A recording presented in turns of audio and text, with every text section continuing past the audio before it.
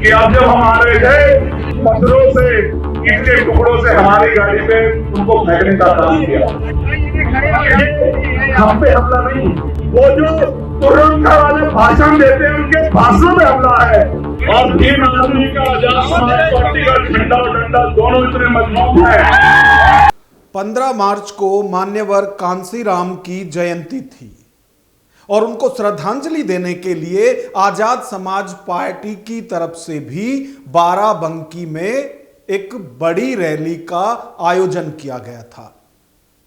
उस रैली से पहले ही आजाद समाज पार्टी के नेता और सांसद चंद्रशेखर आजाद को लगातार धमकियां मिल रही थी और यह धमकी करनी सेना की तरफ से भी दी जा रही थी और यह धमकी एक डॉक्टर स्वाति अघोरी नाम का अकाउंट है वहां से भी दी जा रही थी और वो तो यहां तक कह रही थी कि चंद्रशेखर उनका शिकार है, इसलिए कोई और उसकी तरफ ना देखे।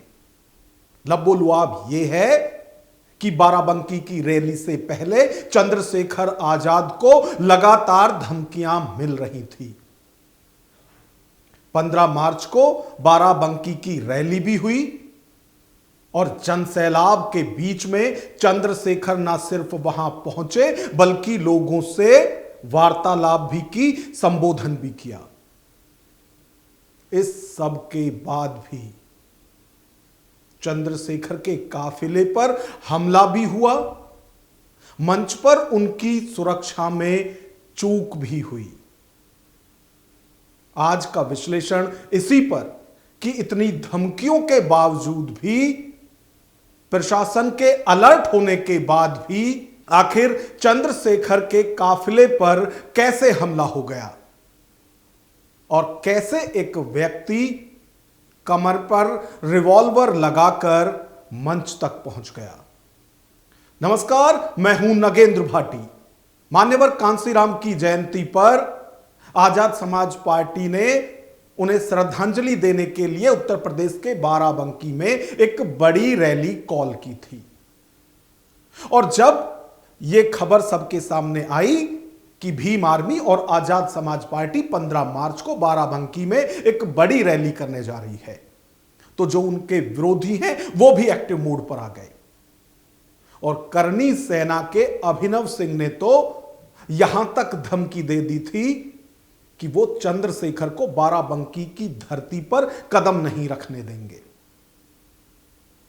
और एक अकाउंट से और उन्हें धमकी दी गई थी और जिस अकाउंट से यह धमकी दी गई थी उसका नाम डॉक्टर स्वाति अघोरी है और वो जब धमकी दे रही थी चंद्रशेखर को, जब वो खुलेआम ये कह रही थी कि चंद्रशेखर सिर्फ और सिर्फ उनका शिकार है, कोई और उनकी तरफ ना देखे, और जब वो ये धमकी दे रही थी तो उस वक्त ये भी उसी अकाउंट पर दावा भी कर रही थी कि शंकराचार्य अविमुक्तेश्वरानंद पर झूठे आरोप लगाने वाले आशुतोष महाराज जो हैं उनकी नाक भी ट्रेन में उन्हीं के लोगों द्वारा काटी गई थी। और जब वो अपना पहला एक क्राइम खुलेआम बता रही है और आगे चंद्रशेखर पर हमला करने की बात भी कर रही थी और दावा भी कर रही थी, तो उम्मीद यह की जा रही थी कि जब इतना सब कुछ होता हुआ दिखाई और सुनाई दे रहा है तो ऐसे में जब चंद्रशेखर बाराबंकी पहुंचेंगे तो उनकी सुरक्षा चाक चौबंद होगी। लेकिन हुआ इसके उलट। जब चंद्रशेखर बाराबंकी पहुंचे तो उसी दौरान एक शख्स अपनी कमर में रिवॉल्वर लगाकर मंच तक पहुंच गया।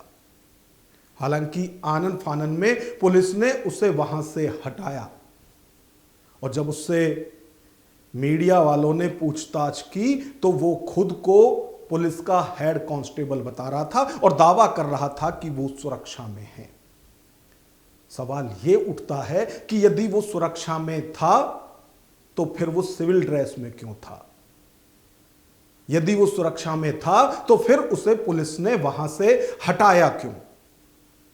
लेकिन वो खुलेआम दावा कर रहा है कि ज्यादा जानकारी लेनी है तो पुलिस से पूछिए। क्या ड्यूटी पे हैं क्या आप? तो ऊपर जाने से मना कर रहे थे क्या आपको? लोगों ने मना कर दिया क्या? अच्छा, ये पिस्टल लगा के आप गए थे? क्या है, किस बात पे हैं आप? अच्छा, तो रोक दिया लोगों ने? हैं? खतरा है क्या इनको? खतरा था क्या? अब ऐसे में सवाल ये उठता है कि जब लगातार धमकियां मिल रही थी चंद्रशेखर आजाद को, तो उसके बाद भी इस तरह से कोई रिवॉल्वर लगाकर मंच तक पहुंच जाता है, तो क्या ये उनकी सुरक्षा में बड़ी चूक नहीं है? और जिस तरह की धमकियां लगातार चंद्रशेखर को मिल रही थी, उसके बाद जो कार्यकर्ता रैली में पहुंच रहे थे, वो जिन डंडों पर झंडे लगाकर चल रहे थे, वो आप अपनी तस्वीरों में देखिए कि वो झंडे के डंडे कम लग रहे थे, और यदि परिस्थिति उलट हो जाए तो वो मार पिटाई करने वाले डंडे ज्यादा लग रहे थे। और कई लोग तो ये दावा भी कर रहे हैं कि ये झंडा डंडे में तब तक है जब तक सब कुछ सही है। यदि जैसे लोग धमकी दे रहे हैं वैसा कुछ यहां होने लगा तो झंडा जेब में होगा और डंडा हाथ में अपना काम करेगा। लोग क्या कह रहे हैं ये भी आप सुनिए। भाई गोंदर, अगर जरूरत पड़ेगी उसके लिए तो ये हमारे जेब में जाएगा और ये जो है उसकी पीठ पे जाएगा। हम संविधान को भी मानते हैं, ठीक है, और संविधान के पीछे नहीं है। अगर वो संविधान को मानता होता तो वैसी भाषा नहीं बोलता।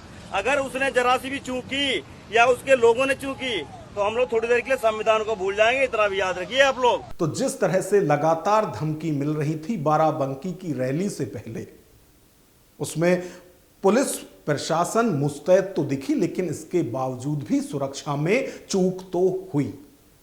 वहीं जो कार्यकर्ता है, जो जनसैलाब वहां बाराबंकी तक पहुंचा, उन सब के हाथों में डंडे थे, यानी वो भी अपनी तरफ से मजबूत होकर गए थे।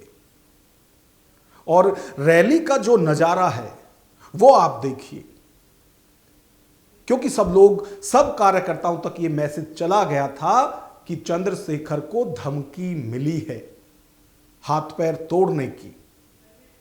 उसके बाद अलग अलग तस्वीरों में आप देख सकते हैं कि लोग डंडों का बंदोबस्त भी कर रहे हैं। लोग जिन झंडों को डंडे में लगाकर आ रहे हैं वो भी किस तरह के हैं।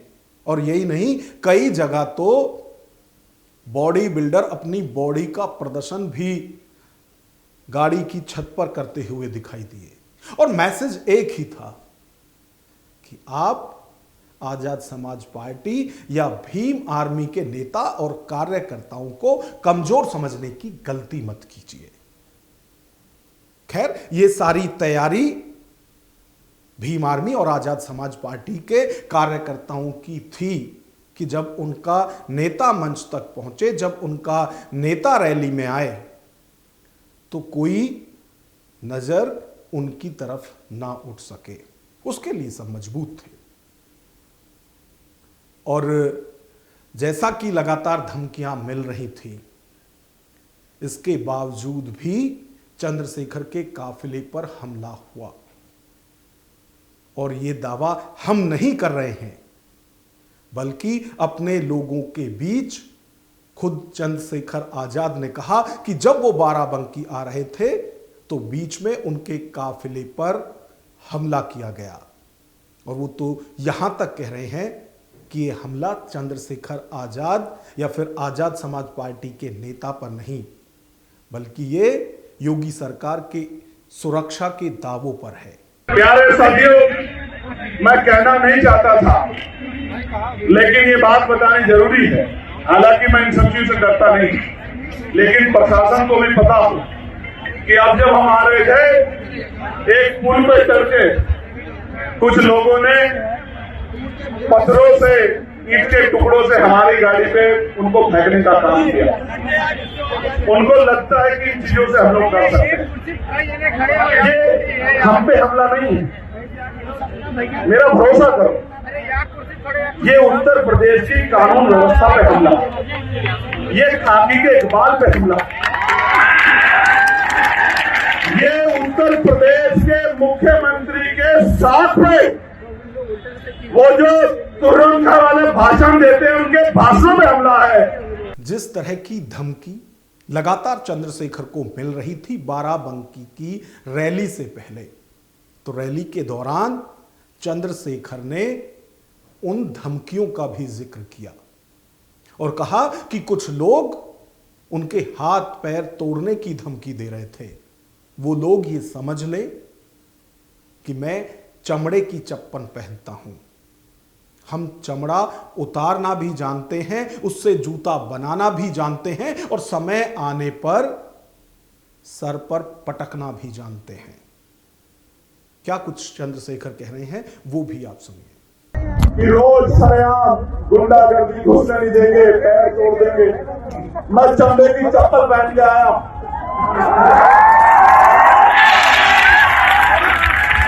और भीम आदमी का आजाद समाज पार्टी का झंडा और डंडा दोनों इतने मजबूत हैं।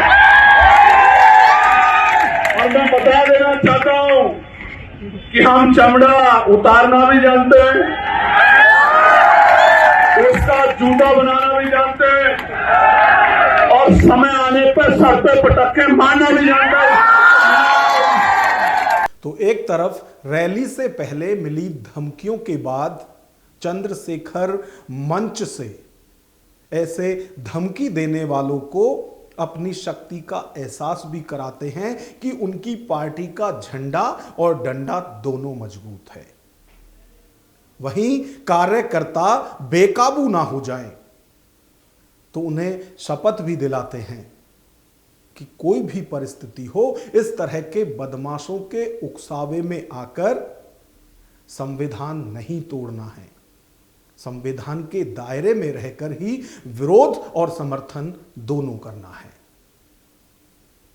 तो लगातार बाराबंकी की रैली से पहले चंद्रशेखर को धमकियां दी जा रही थी, लेकिन जब रैली हुई, जब रैली की तारीख आई, तो जो जन सैलाब बाराबंकी पहुंचा, उस जन सैलाब की दस्तक को देखकर जो लोग धमकियां दे रहे थे, शायद वो वहां तक नहीं पहुंच पाए। अब इस पूरी खबर पर आपकी क्या राय है, कमेंट बॉक्स में हमें जरूर बताएं। और वीडियो यदि पसंद आई हो तो लाइक करें और इसी तरह की वीडियो देखने के लिए हमारे चैनल को सब्सक्राइब करें। नमस्कार।